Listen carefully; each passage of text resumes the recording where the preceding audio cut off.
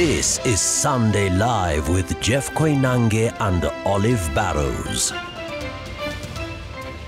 All right, good to see you folks on this first Sunday in March. Correct. First Sunday, the 2nd of March. But there's a story coming up. It's 1975, March 2nd, the death of J.M. Kariuki. Remember? Yes. Oh, you weren't born. It's been 50 years. It's been 50 years. Imagine that. And there's a disease affecting people in Kisii County. Right. And speaking of years, I saw Alliance marked 99 years ahead of their centenary next year today. But I was curious, did you catch the exchange in the Oval Office between Trump and Zelensky? Goodness, who didn't? Yeah. Who didn't on this planet? Explosive. They could have used your fire extinguisher. You know what I'm saying? Who's Zelensky? We'll see how it plays out. Absolutely. We have a great show for you today. Start tweeting at Koinange Jeff. At Barrows, at Citizen TV Kenya. The hashtag is Sunday Live. Sunday Live begins right now. Tonight. Hakuna change. Bado ninaendelea kuhara. Hakuna change kabisa. We have already sent our officers on the ground. The mystery deepens. Panic grips villagers as mystery illness spreads in South Mugirango in Kisii County. It is the biggest program tuko nayo kwa taifa la Kenya. Pengine itachukua muda ishike laini, lakini believe you me, it is going to work. It will work eventually. President Ruto breaks silence after weeks of agony over Shah. Look at us. Look at us. You saw the wives. Did you see the children? You killed them. 50 years later, J.M. Kariuki's murder remains unresolved as family gathers to mark Golden Jubilee of his assassination. Victim wa kwanza akatuonyesha kwamba ndo hizi risiti zangu, ndo haya makaratasi ya hospitali na kufuatia zile surgeries ambazo amepitia. Angry mob storms church, demands pastor's arrest over sexual perversion allegations.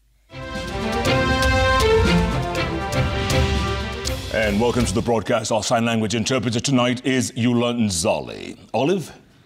We begin with that mystery disease you made reference to earlier and the mysterious disease that has afflicted residents in 3 villages in South Mugirango continues to wreak havoc with more people infected today. Panic and fear has hit villages of Amarondo, Nyabigege and Nyarigiro in southern Mugirango, with tens of residents flocking hospitals seeking treatment. Most health facilities are overwhelmed, as you can imagine. As you'll hear now from Brenda Wanga, the Ministry of Health says it is working to determine what the disease is and how to help the affected. A visibly weakened Betty Kerubo is amongst the latest victims of an unknown disease that is spreading fast in South Mugirango's villages of Nyamarondo, Nyabigege and Nyarigiro. Her daughter too is suffering the same symptoms. 5 other members of her family have been infected by the mysterious disease. Nikaenda hospitalini nikatibiwa. Sijaona change. Tena nikarudi. Wakabadilisha madawa. Tena sijaona change. Tena nikarudi. Mother and daughters stay deteriorate right before our eyes, and soon enough, it necessitates a quick evacuation to a local health facility for care.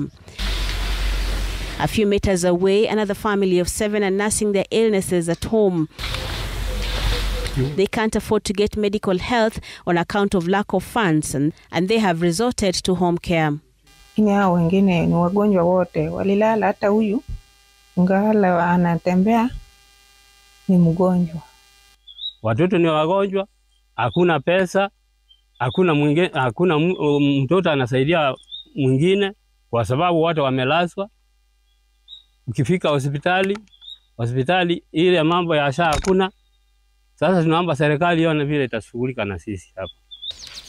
This disease was first noted about 3 weeks ago and continues to ravage these villages. Hapa mji kwa mjingine unapata leo hapa mtoto anaanza mama anaingia, baba anaingia, wote wanalazwa kwa hospitali. Naendelea kumeza madawa na sidi tu kugonjeka.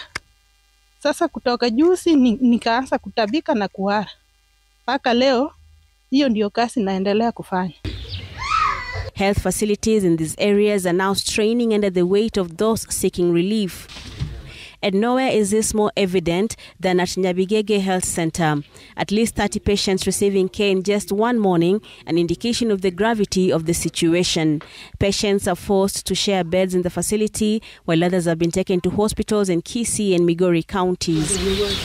Residents of the villages and the larger affected areas decry what they term as neglect from government in the face of this unprecedented event. Tunatoa claim kwamba ni maji yako mabaya. Sidhani mimi kwangu siwezi nikablame maji, kwa sababu hii inaweza kuwa ni outbreak ya something, inaweza kuwa imeingilia kati hapa. Kwa sababu hii maji tumeitumia sana tangu utoto wangu, maji hii tunaitumia. Na sidhani kama hiyo maji ndiyo imekuwa na tatizo. Ingekuwa na tatizo, watu wote tungekuwa tungekonjeka. Kama serikali itusaidie, ikuje iangalie, itoe samples ya watu, ichukue ilete tupate mzuri, kwa sababu wengine wanasema ni maji, wengine wanasema sasa hatujapata habari mzuri ya kwamba ni gani. The government, however, maintains that it has responded to the unfolding crisis aptly. We have already sent our officers on the ground. They are working very closely with the Kisii County government to establish from the samples that they are collecting to the extent at which we need to move, and also the kind of medication that probably that needs to be done. Indeed, health officials have visited the affected villages and picked 15 affected people for testing. Brenda Wanga, Citizen TV. Straight into politics now, and President William Ruto has today broken his silence on the challenges facing his government's healthcare program, assuring Kenyans that the troubled Social Health Authority will eventually work. President Ruto also chided sections of the Christian Church in Kenya over its stance on donations from politicians. This, as the president gave, get this, 20 million shillings to a church named Jesus Winner Ministry in Roysambu, right here in the nation's capital. We get more from our very own Ayub Abdir Kadir.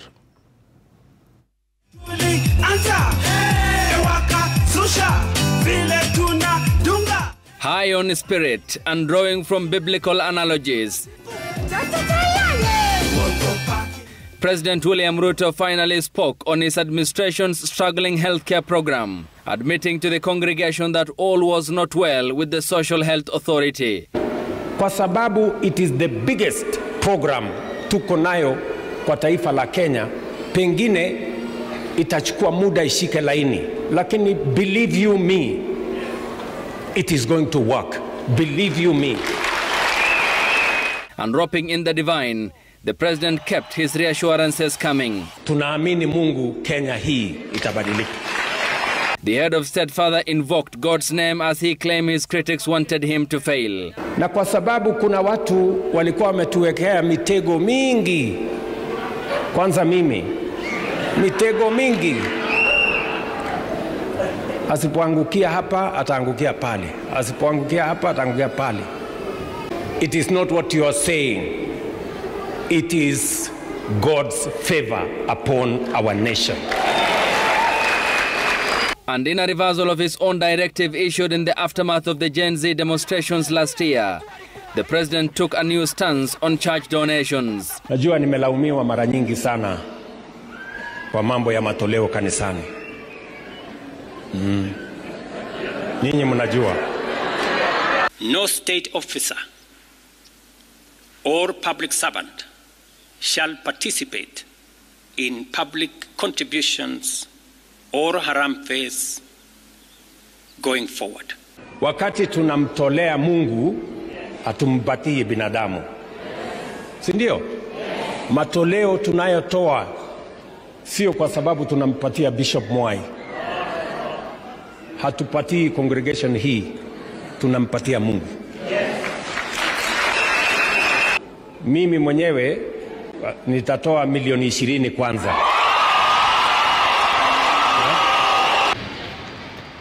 And 3 months after the Catholic Church rejected his donation, the head of state chided the clergy. Mimi nimejaribu sana kutafuta kwa Biblia.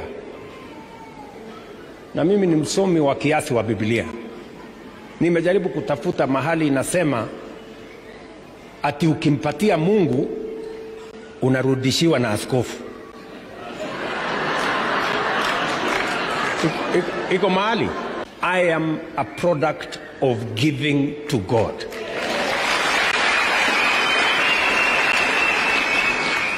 And I am unapologetic about giving to God. Ayub Abdikadir, Citizen TV. ODM party leader Raila Odinga wants the government to address key issues ailing the nation, including rampant corruption, high cost of living, confusion in the health sector under the Social Health Authority and the education sector. Speaking in Mombasa, the former Prime Minister also lamented what he termed the shrinking free speech, citing an increase in abduction cases in the country. Francis Mtalaki has more from Mombasa. Odinga is in Mombasa for a series of consultations ahead of the anticipated formalization of his political pact with President William Ruto. Odinga, who met the president less than a week ago, has demanded that the Kenya Kwanza government must address the challenges ranging from rampant corruption, high cost of living, confusion in the health sector, under the Social Health Authority that has left Kenyans suffering. Watu wengi wanapata shida. Gharama maisha imepanda, bei ya bidhaa ziko juu, kwa upande wa matibabu vile mnaona shida ziko pale. Hii mambo ya ufisadi imeenea sana katika taifa letu hili. Ufisadi inaleta hujuma ya mali ya umma, inafukaisha taifa.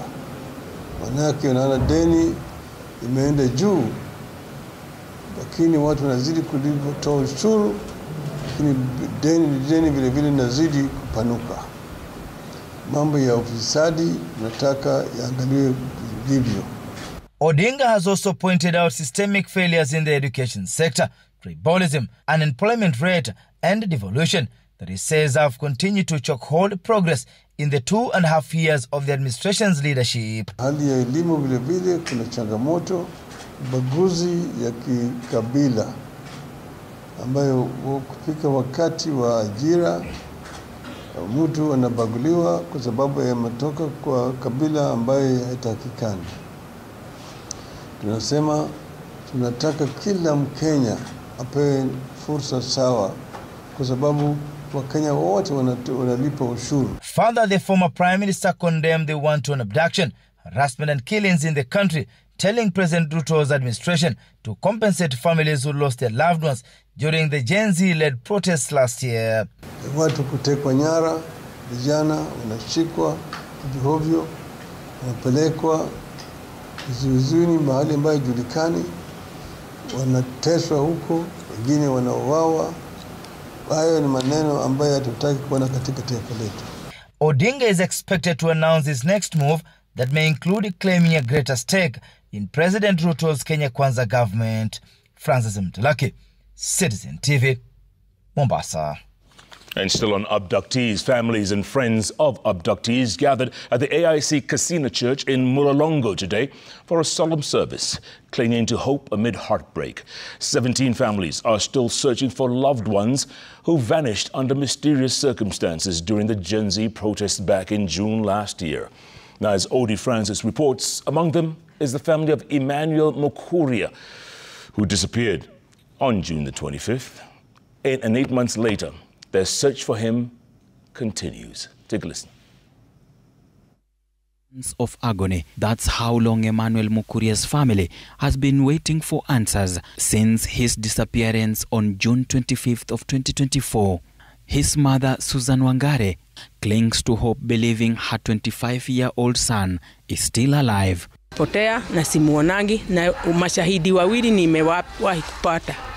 Waliniambia wamemuasha Australia Brocoero 8. Aende Australia. Huko ndio niliasha mtoto wake. Juu tulishikwa na yeye, tukakaa na yeye jela siku 2. Ya 3 sisi tukabadilishwa.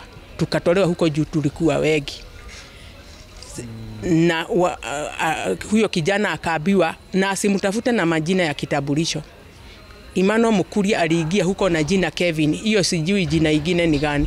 Kwa hivyo mimi ninaenda na pisha, ninatafutiwa hapatikane. Emmanuel is one of 17 who have vanished without trace, leaving families desperate for answers. In Mlolongo, 4 young men were abducted, 2 later found brutally murdered, while Kalani Mwema's family continues their agonizing search for their missing loved one. Brother yetu hatujampata. Sasa tujui hao wawili wenye waliuliwa wote watatu, ama brother yetu alitegwa, at least tukuje kumuona akiwa alive, ama alipelekwa wapi. The number of families that are searching for their loved ones stand at 17. With no help from government, activists are urging the International Criminal Court (ICC) to step in and address the growing crisis of abductions in the country. But we as the surviving people who are abductees who survived, mpaka wa leo serikali haijatuita kufanya uchunguzi yoyote. DCI hawajatuita kuja kutuuliza mlikuwa mmeshikiwa wapi, mlikuwa mmeshikwa na akina nani, unajua kufanya uchunguzi. Sisi tunaomba hii maneno iende kwenye ICC sasa. Mambo ya abduction is an international crime against humanity. They decry the slow wheel of justice, frustrated by the lack of arrest. A month ago that we had the Mlolongo 4 issue on all media houses, but today it's forgotten. And people are back on rooftop of cars campaigning for 2027. They want to turn the families of the abductees to just voting machines who don't care of the government of the day what does to their people. We know that there are files that are presently either with the DCI or with the ODPP. And according to what they have told us, is they have at least 7 files with at least 7 officers who are being investigated. Emmanuel Mukuria's case mirrors that of 16 other abductees who vanished 8 months ago, as the government remains silent on their disappearances. Ode Francis, Citizen TV, Nairobi. More than 20 people from Todonyang in Turkana County are still missing 1 week after the horror attack on fisherfolk along the Kenya-Ethiopia border. Kenya Red Cross says 8 people have so far been rescued from the troubled waters and reunited with their families, with expert divers on specialized boats still undertaking a search and recovery mission. As you'll hear now from Loro Otieno, the Kenyan authorities are also on the lookout for 25 boats which are yet to be accounted for. 1 week after the deadly attack in Todonyang, Turkana North, the Kenya Red Cross has intensified its search and recovery mission in Lake Turkana, rescuing 8 people who are reportedly hiding in the reeds within the lake in fear of the scathing attack. According to Venant Ndigila, the head of disaster management operations at the Kenya Red Cross, more than 20 people are still missing, with families eagerly waiting for good news from the expert divers deployed from a multi-agency team, including the Kenya Red Cross, the Kenya Maritime Authority, and the Kenya Coast Guards. The Kenya Red Cross further revealed that it has been working with the Ethiopian Red Cross in the operation, while calling for more humanitarian intervention, as the community around Todonyang is yet to resume the economic activity of fishing due to the mounting tension in the area. The update comes 3 days after Interior CS Kipchumba Murkomen confirmed that 2 bodies had been recovered following the attack. In his speech while touring the area, the CS had hinted plans of long-term interventions to alleviate the intermittent clashes between the Turkana and Asenat communities, including the proper documentation of those residing in the border town. Ninataka niwahakikishie ya kwamba tutaenda kutia maanane, kwa sababu hiyo iko pia katika wizara yangu. Nitahakikisha kwamba tumeanza mipango ya kufungua hapa a border post ambayo tutajua nani amekuja Kenya, nani ametoka Kenya. Tumekubaliana mpaka hapo? Hiyo ndio itakuwa ni kitu moja nitaenda kuzingatia. The multi-agency search and recovery operation is still underway. The Todonyang attack is reported to have been retaliatory following the killing of 3 Dasenach fishermen in a battle for fishing waters along the Kenya-Ethiopia border. Laura Otieno, Citizen TV. All right, back to politics now. And former Deputy President Rigathi Gachagua now says the most urgent plan by the opposition is to kick out President William Ruto from office. Now, speaking in Machakos County today during a church service, Gachagua said he will galvanize the opposition troops to ensure President Ruto loses in the next election in the first round. As Emmanuel Tona reports, Wiper Party leader Kalonzo Musyoka has also questioned the source of 20 million shillings that the president contributed to a church in Nairobi earlier today. The church service at the Gospel Confirmation Center GCC in Machakos County set the stage for the opposition leaders led by the former Deputy President Rigathi Gachagua to fire back at President William Ruto's remarks, who had last week dismissed them as conmen and clueless. Ati hatuna mpango, tuko na mpango. Lakini mpango ile tupepewa na Wakenya kwanza, the most urgent ni kutoa wewe. And when you call us conmen, Mr. President, take a mirror first, uangalie wewe mwenyewe, ujiangalie kwa kioo, ukiita sisi conmen. The people of this country know who is a conman in this Kenya.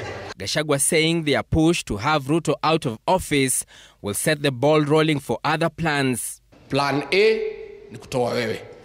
Plan B is to restore the payslip, is to end corruption, is to end extrajudicial killing, is to end abduction, is to restore our dignity in the foreign service. So wewe usijali, we'll talk about you mpaka tukutoe. So wewe zoea. So we have many plans, Mr. President, but removing you is a prerequisite of us implementing our plans. The former DP is still wooing the former Prime Minister Raila Odinga to his corner, urging him to beware of betrayal from President Ruto. Life support machine ya William Ruto today ni Raila Odinga. Ikizimwa, hii mzee aunge mkono kama atamuunga mkono, mwingine asimame. William Ruto atakuwa namba 4 ama namba 3 akijaribu. Kama Ruto alitapeli Rigathi Gachagua baada ya kumeletea kura milioni 5, yeye ni nani? Yeye ni tapeli, asikubali kutapeliwa na ajue kwamba sisi tumeamua. Kama atajiunga nasi sawa, kama hatajiunga nasi sawa. Maneno ya matibabu sio maneno ya kusema ati let us fix it polepole itakuja tu kuingiana. Ungonja, it doesn't wait. If you are sick, you are sick. You need to be treated. This SHA manenos is fraud. That's what it is.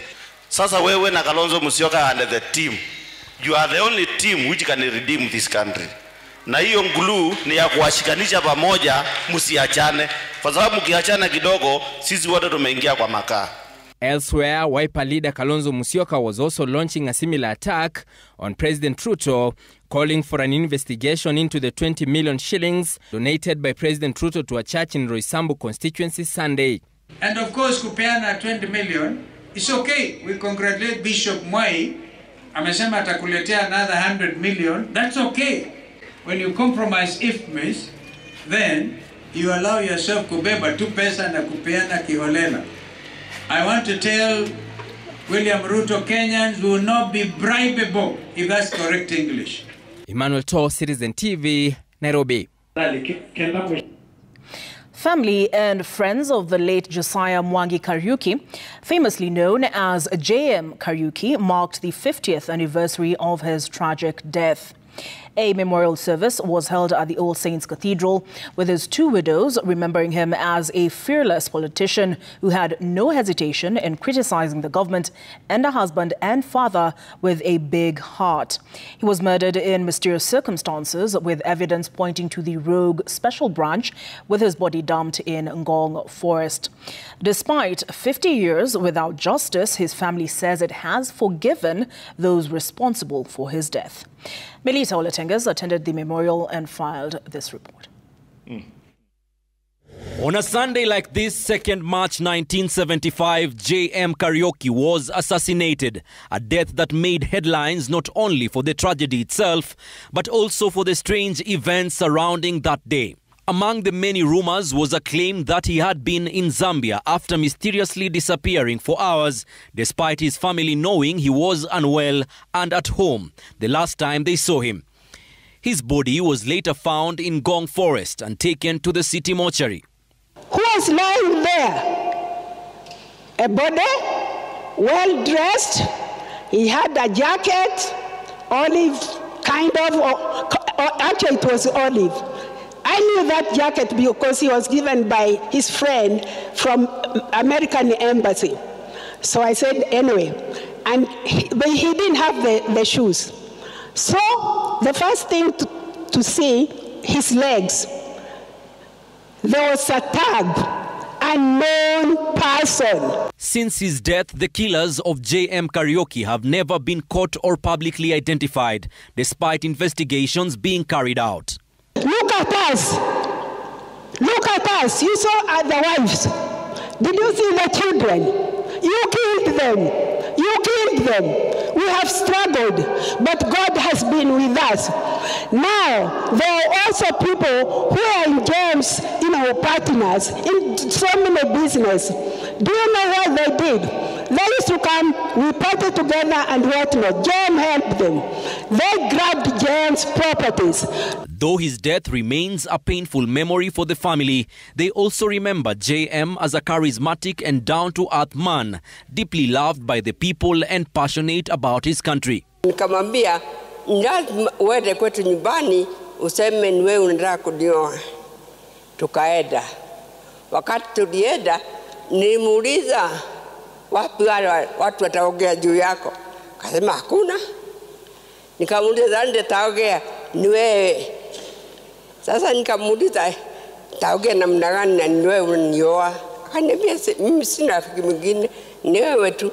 JM's children are calling for their father to be recognized by the National Youth Service, NYS, as one of its founders, while politicians advocate for the current leadership to follow his example.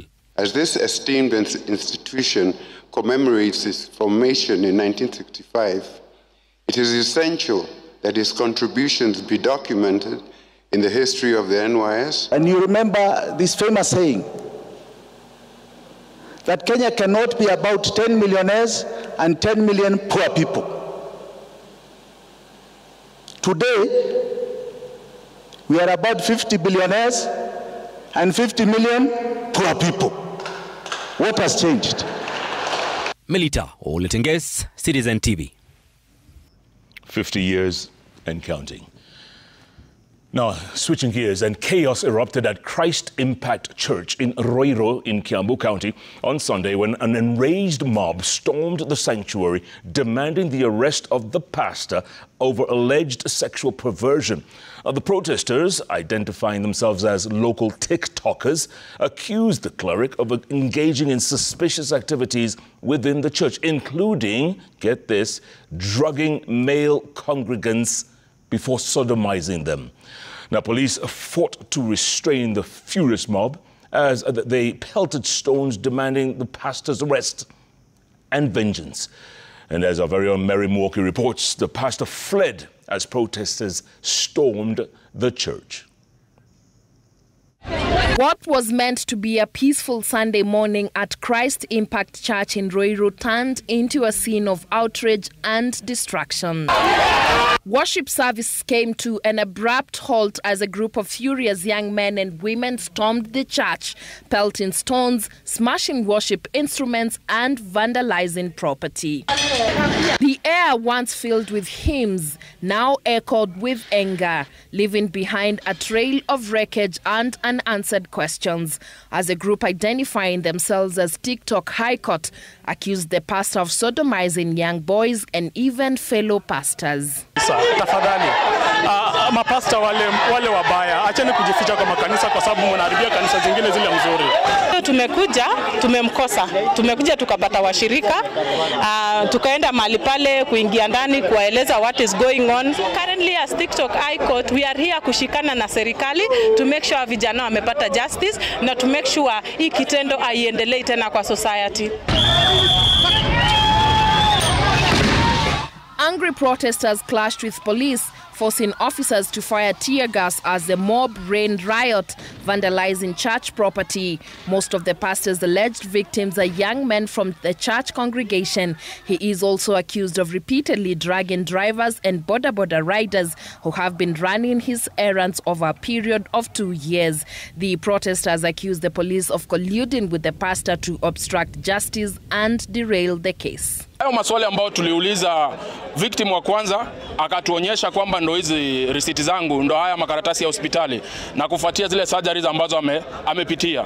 Ndo sasa sisi wenyewe tukaona kwamba kama imepita miaka miwili na hakuna polisi amefuatilia, hakuna mtu yote amefuatilia, basi itabidi sisi wote tutoke nje ili tuweze kushinikiza serikali iweze kushughulikia majambo haya. Report moja iko Central Police Station Nakuru, which Honorable Mike Makarena akona hiyo report na alipiga simu kuconfirm pale Central Police Station na ikasemekana ni ukweli alireport 2 years ago. Police are hunting for the pastor who fled as protesters stormed his church. However, Ruiru Sub-County Police Commander Maina Kibathi insists no formal complaints have been filed against him. Mary Mwoki, Citizen TV. No formal complaints have been filed against him? Yeah, it's not the sort of thing you typically see on a Sunday. No, it's not. Yeah. But it's been going on for 2 years, so it's very disturbing. And I hope the authorities investigate and get to the bottom of the matter. But speaking of church, there was a story, President William Ruto in church, and he said he doesn't know where in the Bible it says when you give, the clergy gives back. Yeah. And I'm curious about the bit in the Bible where it says your left hand should not know what your right hand is doing when you're giving. You should give in secret, so your Father in heaven will bless you for what you've done in secret. So. Is that right? Yeah. What about the line, give to Caesar what is Caesar's and to God what is God's? All right, we could debate it, I guess. Nice one. Should we take a break? Yes. Come back, plenty more ahead, folks, including our regular feature, Citizen Planet, and plenty more news. Keep tweeting at Koinange Jeff. At Burrows at Citizen TV Kenya. The hashtag is Sunday Live. Sunday Live takes a break. We'll be back in the meantime. Coming up.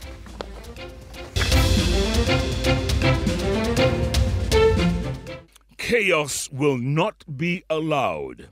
Authorities assure security ahead of the late Wafula Chebukati's burial in Kiminini.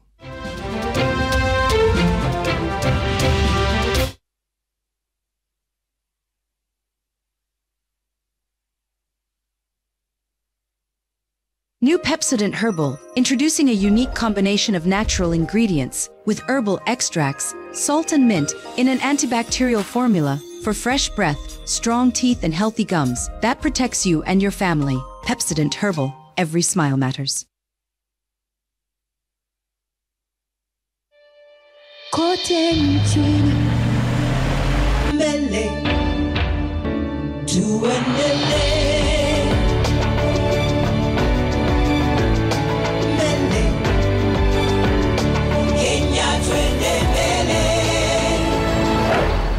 Kenya, Twende Mbele, NCBA, go for it.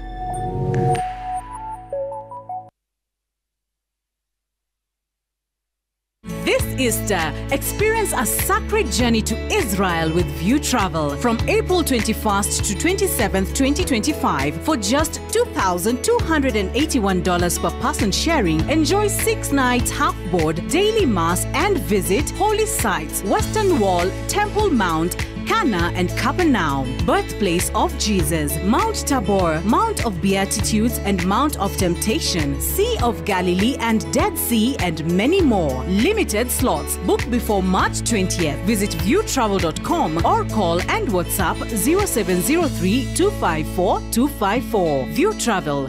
Dream, explore, discover. Roto Tanks.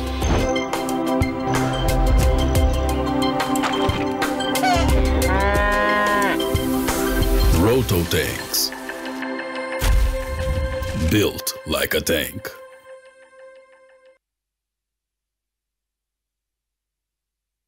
This is me at Stanbic Private Banking. What does it feel like? It's making power moves. It's living a little. It's more than banking. It's investing skillfully. It's planning wisely. It's living joyfully. It's banking easily. It's me walking boldly into my future. Start your journey. Visit www.stanbic.co.ke. Stanbic Bank is regulated by the Central Bank of Kenya.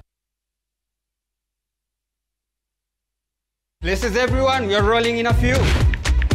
Camera, makeup, ready, action. Hello food lovers, today we'll be making lasagna. For the ingredients, tomato paste, some cheese. We will go for a short break. We will be back after these messages. Usiku na mchana tuna deliver. Get 300 bob off your next order on orders above 3,000 Kenya shillings. Use code C4app. Order now.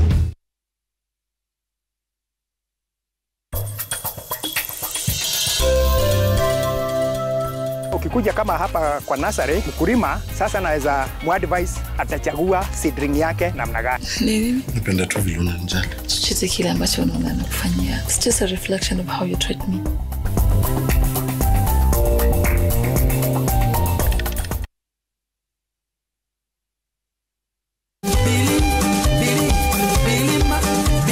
We promised it will get better. And now the fire is hotter. The moves are advanced. The info is pure dynamite. You get a double portion of Roga Roga. Every Saturday at 2 p.m. Atari!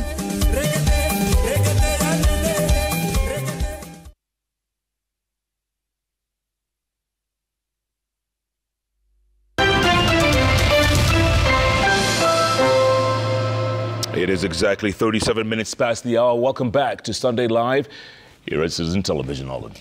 Right, and we begin with an update on the preparations for the burial of the former chairman of Kenya's Independent Electoral and Boundaries Commission, the late Wafula Chebukati. They are underway at his home in Sabata, Kiminini constituency. County Commissioner Gideon Oyagi has issued a stern warning to anyone planning to disrupt the ceremony, saying anyone found causing chaos will face the full force of the law. National Assembly Speaker Moses Wetangula, who visited the family to assess the preparations, said the government will give the IEBC boss a dignified send-off. Pia tumejulikana kwa kuwa na goons. Na tuko na amri ya kutoza. Ikiwa siku hiyo utakucha atiwe kwa sababu unafuata mwanasiasa fulani, mimi najua yule askari nimepatia Mheshimiwa Bisau. Mimi najua yule askari nimepatia huyu mheshimiwa. So siku hiyo wewe kucha kama wewe, ingia kwa mazishi na urudi nyumbani. Mr. Chebukati, you all know the kind of life he led. A nice, quiet, respectful life, isn't it? I know you are going to do that for him. There is no doubt about that. Chebukati amekuwa mzalendo halisi, amefanya kazi mzuri Kenya hii peke yake. Ndiye amekuwa chairman wa IEBC, amesimamia 3 presidential elections, 2017, baadaye 2017 Oktoba, alafu 2022. Na hiyo kazi yake yote alifanya bila madoa. Kawaida kwa kura, ula anaanguka, anakasirika, ula anapita, anafurahi. In other news, police leadership led by Inspector General Douglas Kanja and his 2 deputies visited the family of fallen officer Samuel Kayetuai, who died in the line of duty in Haiti. Now, the IG assured the family that the government will handle the burial expenses, including the repatriation of the body back to the country. The Inspector General told the family that Kayetuai's body will be flown into the country between Tuesday and Thursday of next week. The 26-year-old police constable is the first reported casualty suffered by the Kenyan-led multinational security support mission in Haiti. The Inspector General and the officers that accompanied him attended a church service in tribute to the fallen soldier.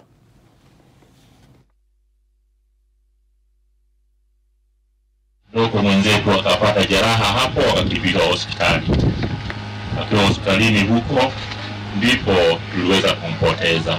Amefariki katika line of duty and serving the country, and therefore is an hero, and he will be placed in a special place in this country. Proud of him. We are proud of him because he was a young man and ready to serve this country elsewhere, and he has just done that.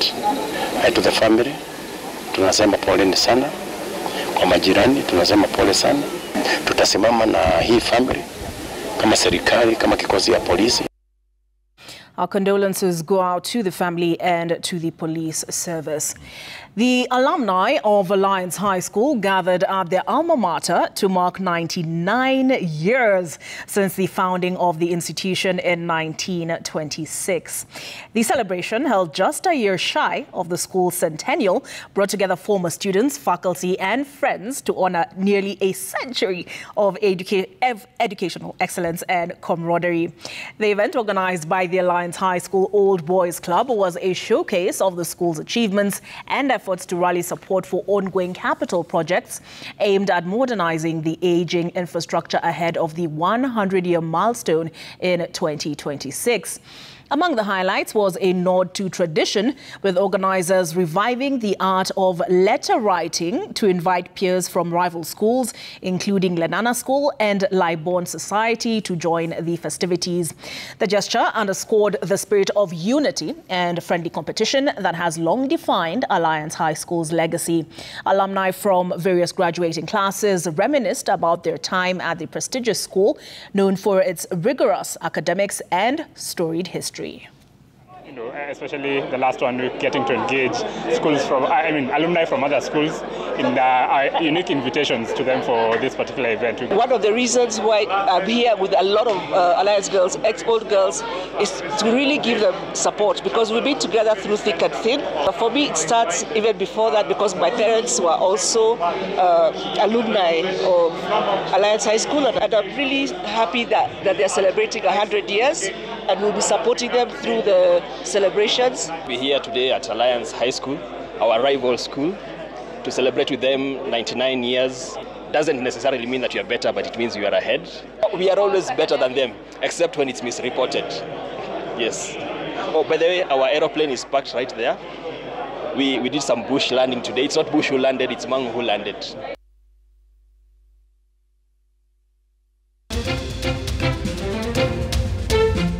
From predator to protector, a poacher's journey to wildlife conservation.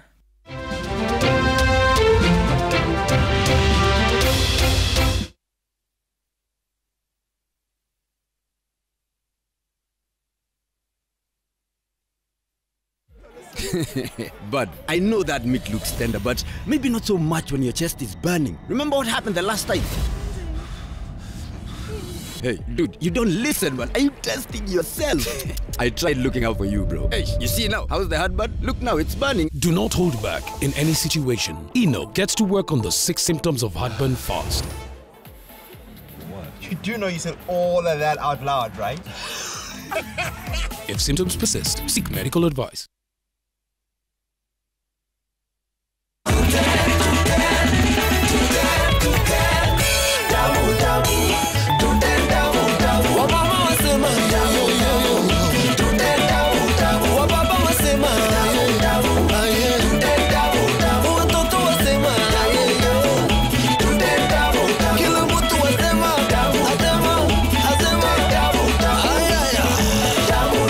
Utamu wa ugali, chapati, mahamri unapatikana ndani ya Tuten.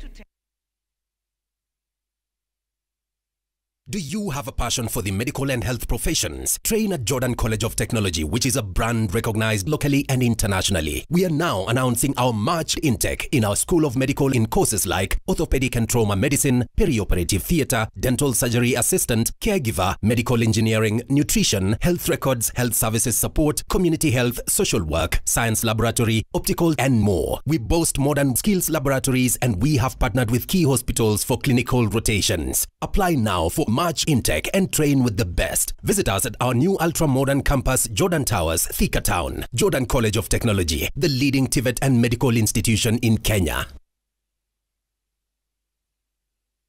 Welcome to Boma Mabati Factory, the 2024 winner in roofing solutions. All our products come with a warranty and are KEBS certified. Be part of our many satisfied customers by visiting us to enjoy great discounts. Boma Mabati Factory, Mabati Poa, near Boma.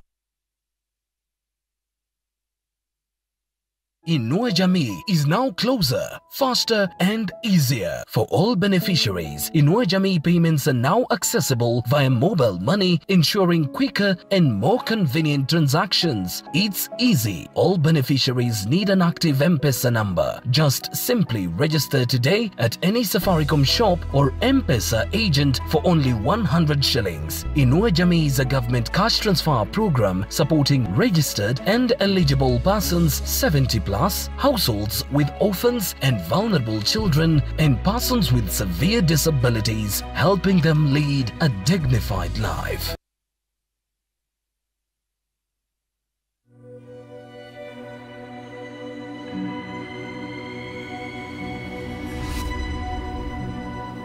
People come to me and they say they get discomfort when they have ice cream. Can you imagine that? Avoiding having cold ice cream. Sensodyne gives you long-lasting protections against sensitivity. And people come in and they're like, oh, it works. I can have ice cream and I'm not in any discomfort. I recommend Sensodyne because it works. It's brilliant.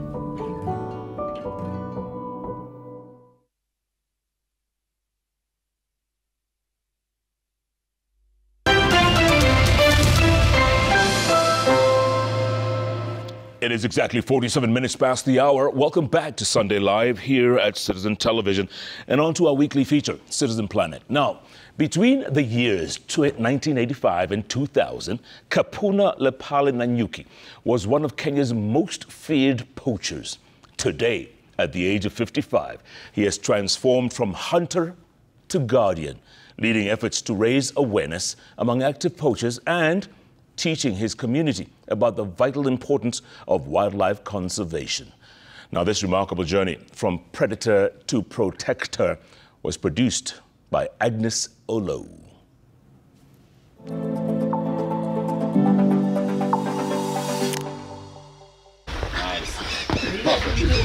An early morning routine for wildlife rangers at Lewa Wildlife Conservancy. Here, discipline and strength are forged long before the sun fully rises. Among them, 55-year-old Kapuna Lepale Nanyuki stands out. His movements are precise, his gaze unwavering. He wasn't always on this side of the fight. Once, he was one of Kenya's most feared poachers, notorious for slipping through the government's grasp with ease. Ati nasikia amesingirwa boma fulani na pigwa watu ni mingi mara mingi sana, lakini saa hiyo mimi hawezi patikana. Yeye ni lale mali asikia wanyama ikiwa paka asubuhi. Nanyuki began poaching as a teenager. It wasn't long before he commanded a team that left devastation across Kenya's game parks and reserves. By the time of his arrest and reform, his team had killed 73 elephants and countless other wildlife species. Determination in his stride is a man now hunting for hope, not trophies. Nairobi, kaseti ati natoka nasemekana nataka kichwa na nyuki. Sasa kichwa na nyuki napatikana bure.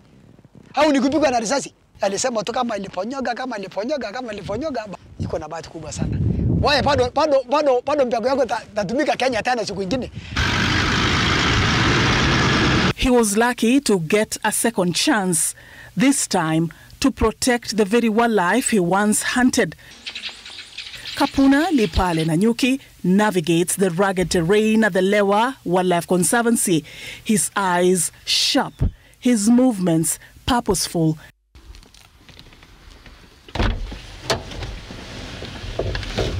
His mornings are now spent traversing the vast conservancy, reaching out to as many community members as possible. His mission: to inspire a new mindset, one of coexistence and respect for wildlife animals.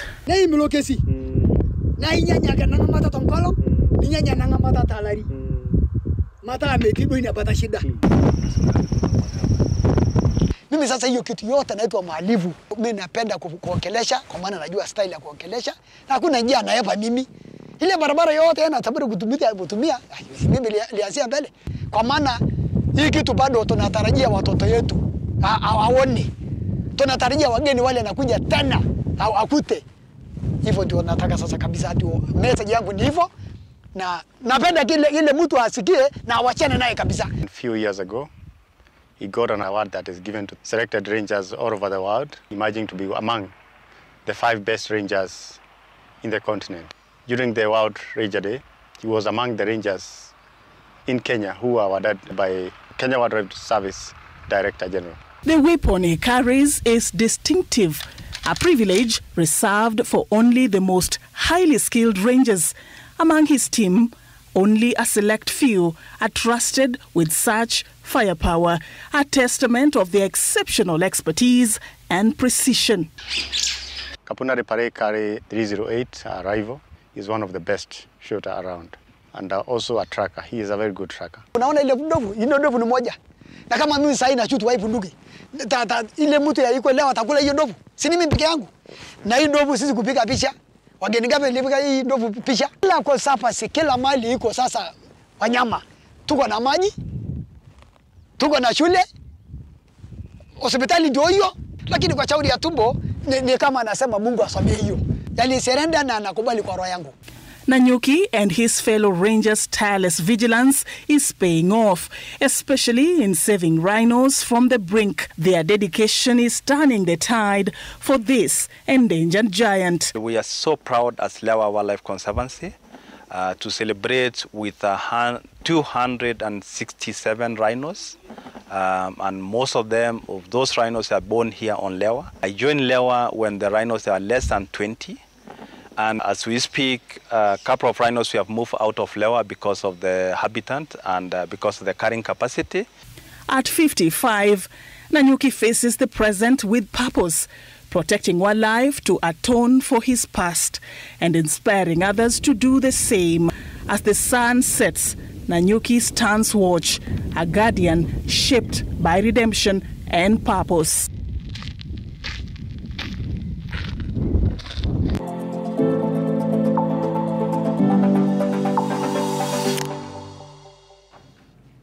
Some breathtaking pictures there. I feel like I've just gone on a game drive. A story beautifully told by Agnes Olo. Radio Citizen's Rumba has made a powerful return, this time setting Nyeri County ablaze with rhythm and energy. The collaboration marks the start of an exciting entertainment journey, with Radio Citizen's head Tina Ogal promising fans an electrifying Rumba experience that will soon reach audiences far and wide.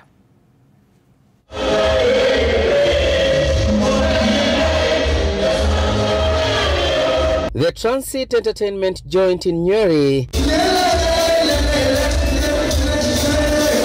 welcomed the return of Citizen Rumba Beats, making a triumphant comeback after 6-year hiatus caused by the COVID-19 pandemic in 2020. The legendary Rumba presenter Uncle Fredo Bachi Machoka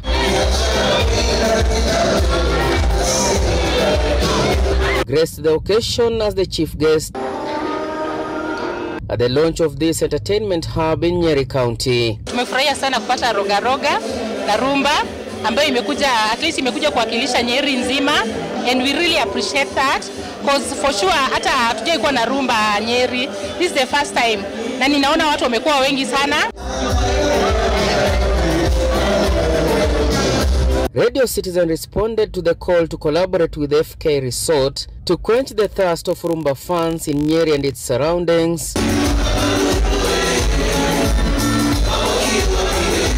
And indeed, they did not disappoint. They took to the dance floor with unmatched energy, reveling the authentic Rumba and country music rhythm. Courtesy of Kenya's #1 radio station, Radio Citizen. Sisi tumekuwa tunaburudisha watu kutoka studio, lakini imebidi kwa sababu watu wameitisha sana kwamba tuweze kutembea, we take rumba to the people, get on the road and entertain people. Na ndio maana tumekuja hapa leo. Imekuja kwa wakati na muda ambao unafaa. kwa sababu I think in the last 6 years tukiwa na rumba nchini Kenya kama Radio Citizen, na ni fahari kubwa sana kwetu sisi as we set the pace kuwa tumekuja kukwea mlima na tumekuja na kwa njia ya burudani, kwa jumla wote tunasema kwamba burudani ama entertainment inawaleta watu pamoja. Rumba music has never lost its charm, continuing to captivate even the younger generation. Na najua rumba 2-3 papa loloe, najua rumba wewe baba, but imeweza kwa sana. Muziki haizeeki, so tunasema majenzi pia tunakula rumba, tunakula country music, pole pole tu, agenda ikiwa ni ile kufurahia. Without a doubt, the Rumba tour has just begun with a promise to dock at an entertainment center near you. Steve Shitera, Citizen TV, Nyeri.